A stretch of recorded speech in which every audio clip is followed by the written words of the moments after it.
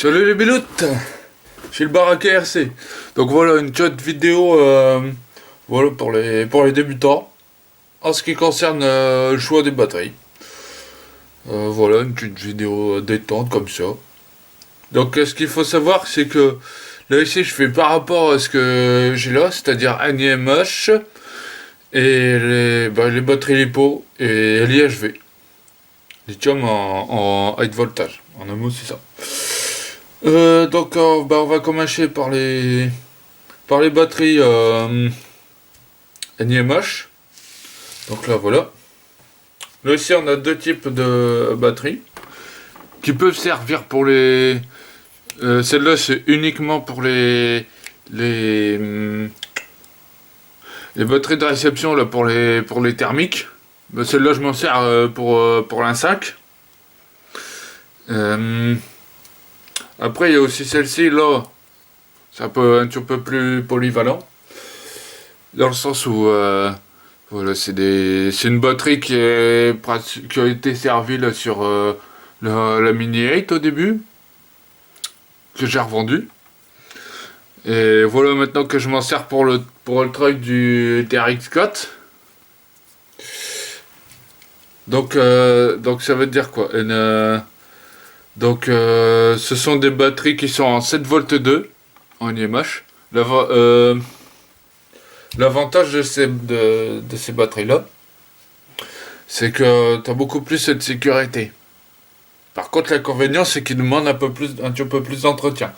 Parce qu'ils ont un effet mémoire. On va dire que si on le laisse pendant plusieurs semaines, on a une batterie, par exemple, de 6200 mAh. L'inconvénient, c'est que, à vrai dire, si on laisse au bout de quelques semaines,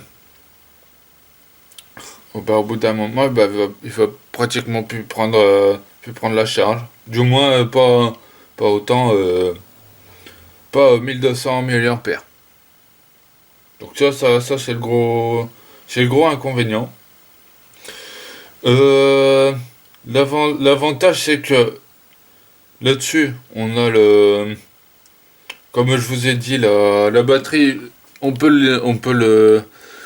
la vider jusqu'à ce que il y a plus de jus, mais alors vraiment plus de jus, et après il peut reprendre la charge. Sinon, ce que je vous conseille pour l'entretenir, c'est simplement faire une décharge charge. Simplement. Décharge charge. Et puis après, pareil, une fois qu'on a utilisé, on fait une décharge charge pour le stocker après. Euh, Après, petit conseil, si vous avez par exemple des projets ou euh, de petite taille, etc. Si vous avez une batterie de foutu, c'est pas grave, vous pouvez la garder en tant que gabarit. Voilà, ça y a pas de souci. Euh, Après, qu'est-ce qu'il y a aussi? Ouais, chez les thermiques, j'utilise également des batteries LiPo en 7 volts 4 ou même parfois dans les grosses échelles en 11 volts 1 avec un petit transformateur. Le, aussi l'inconvénient, c'est qu'au fur et à mesure quand vous utilisez la batterie avec votre session, c'est que la batterie, elle va donner de moins en moins de jeu. En un mot, vous aurez la puissance qui baissera au fur et à mesure. Chose qu'on n'a pas avec les lipos. Donc là ici, on a une lipo low profile, pareil en 7 volts 4. Voilà, c'est en ce qu'on appelle en hard case. C'est-à-dire que les cellules elles sont enfermées dans un boîtier plastique. Bon, c'est déjà plus résistant. Donc, il me semble, si je me trompe pas, que ces batteries-là, elles existent en 7 volts 4 et en 14 volts 8. Après, c'est tout. Dites-le moi si je me trompe. Hein. Euh, voilà. Là, ici, je suis en prise banane. Voilà, avec la petite prise d'équilibrage. Le gros avantage, comme j'avais dit tout à l'heure sur les lipos, c'est que déjà on a un peu plus de voltage, donc on a un total de 7 volts 4, sachant qu'une cellule c'est 3 volts, environ 3 volts 7, et elle reste constante. Par contre, sur les variateurs, il existe un cut-off. Donc qu'est-ce qu'on appelle, qu'est-ce qu'on appelle le cut-off?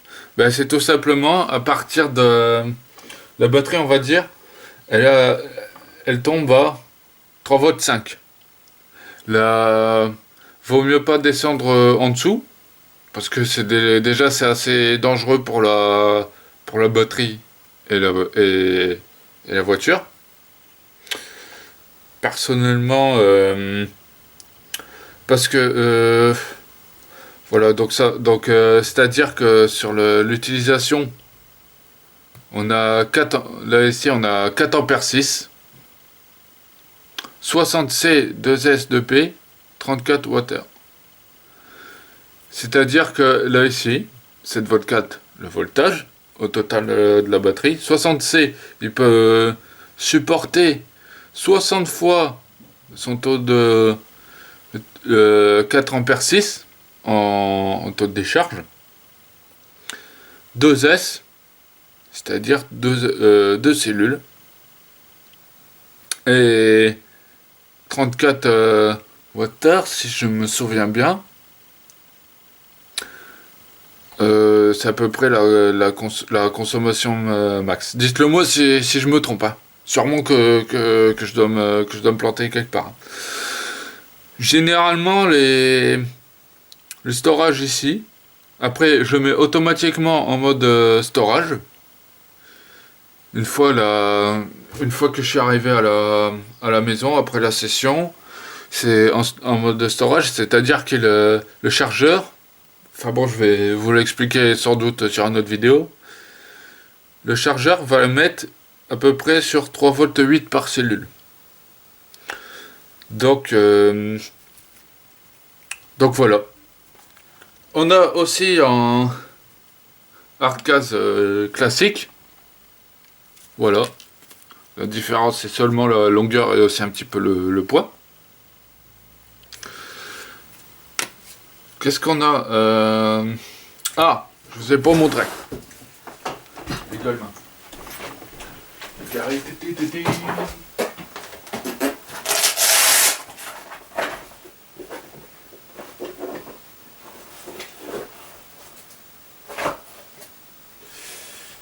Là, c'est tout.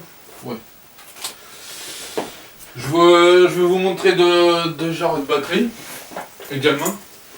Je ne vais pas passer sur le coup. Voilà. On va commencer par là, par la première. Là ici, c'est des lipos qu'on appelle en stick. Donc leur forme particulière bombée.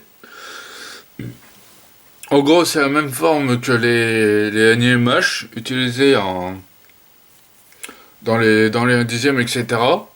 Généralement, ça c'est utilisé en particulier pour les châssis qui ont encore une forme bombée. Pour la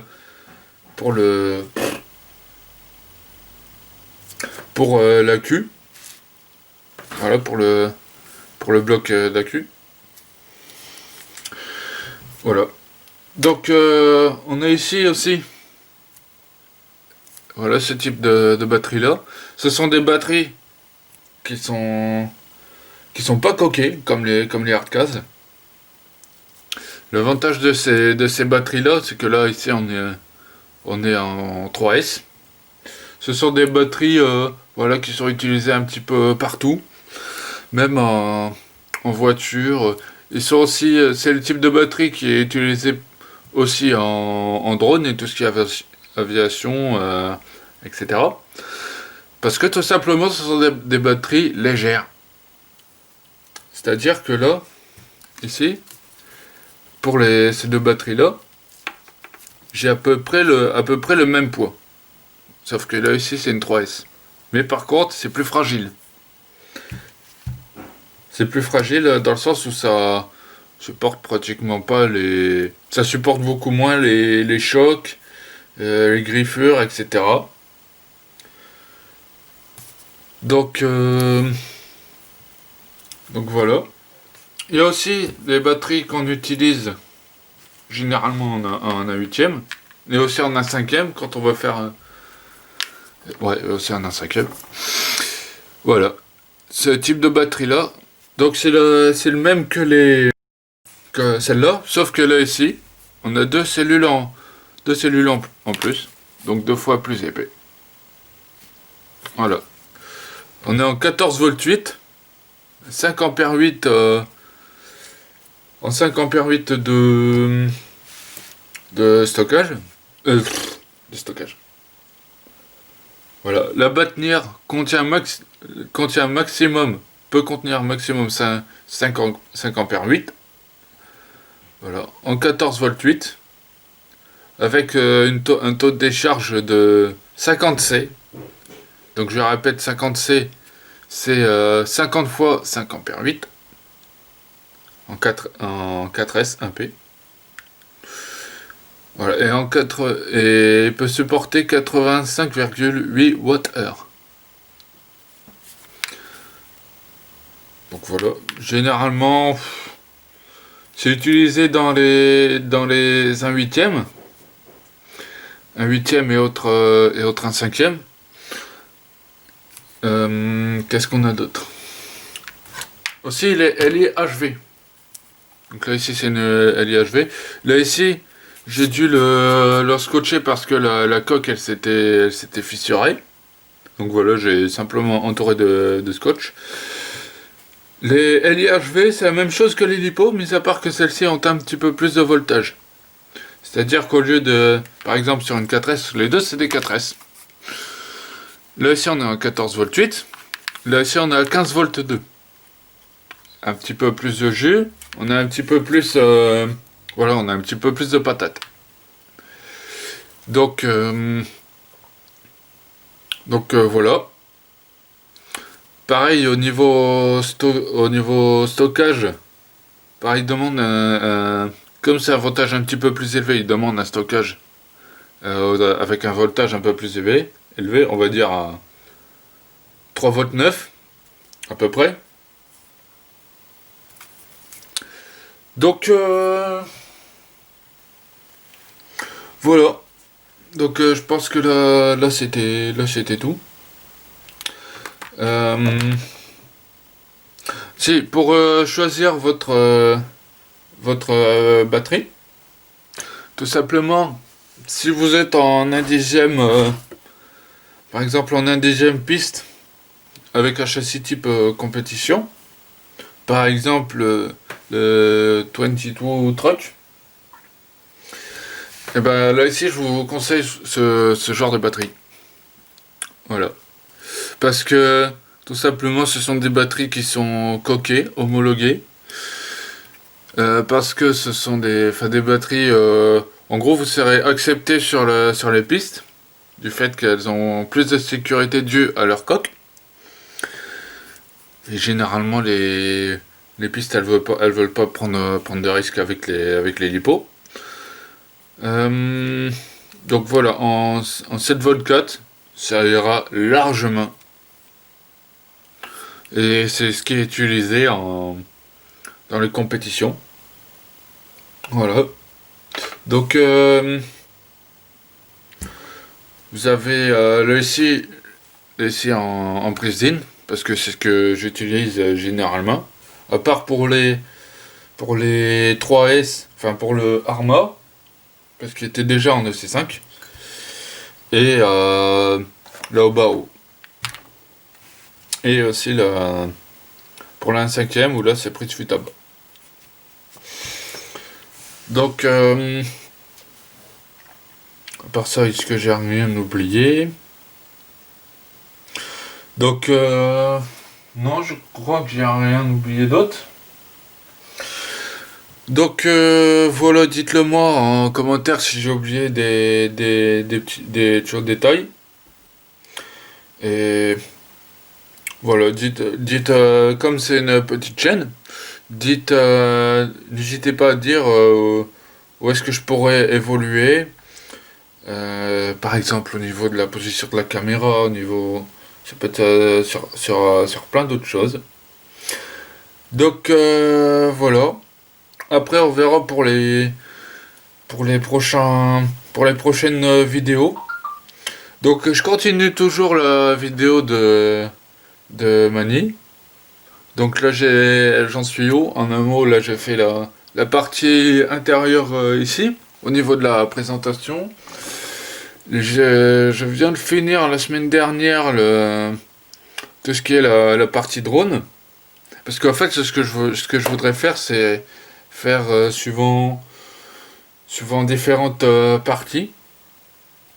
Notamment de la RC. S'il y a moyen, éventuellement, si jamais il y a les clubs qui ouvrent d'ici là, peut-être peut-être faire des parties, par exemple bateau ou je sais pas, peut-être train ou tank, je sais pas pour l'instant. Je vais également faire une partie en ce qui concerne les parties skatepark en Monster Truck, un petit peu une partie crawler. Peut-être une partie pour la cinquième. Je sais pas. Je sais pas. Donc je verrai bien au feeling. Donc éventuellement, peut-être que la vidéo prochaine, ça sera sur un tiers. Donc voilà, ça sera une piste qui va bientôt fermer. Donc, donc voilà. N'hésitez pas à mettre un petit pouce bleu, un petit commentaire. Voilà, et à vous abonner à la chaîne. Mettre la petite cloche et tout le totième. Allez, ciao, peace.